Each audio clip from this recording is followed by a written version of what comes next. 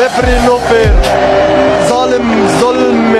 আর্জেন্টিনার দালাল ওরা, রেফারি একটা জালিম। পবিত্র কোরআনের আয়াত হাসবুনাল্লাহু ওয়া নিমাল ওয়াকিল, হাসবুল্লাহ ওয়া নি'মাল ওয়াকিল, অর্থাৎ আল্লাহই আমাদের জন্য যথেষ্ট আর তিনি সর্বোত্তম কর্মবিধায়ক। কতটা কষ্ট পেলে এমনটা বলতে পারেন মিশরের ফুটবলার মোস্তফা জিকো। তিনি আরো বলেন, আমাদের পুরো জাতির স্বপ্ন নষ্ট করেছে রেফারি।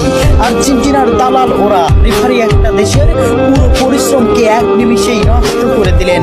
ম্যাচের শুরু থেকেই তিনি আমাদের বিরুদ্ধে কাজ করেছেন। চোখের জলকে সঙ্গী করে আটালান্টার সবুজ ঘাসে পড়ে থাকেন মিশরের স্বপ্নবাজরা। 3-2 গোলে শেষ তাদের বিশ্বকাপের যাত্রা। ম্যাচে ফ্রাঁসোয়া ল্যাটিক্সিয়া রেফারি হিসেবে দায়িত্ব পালন করেন।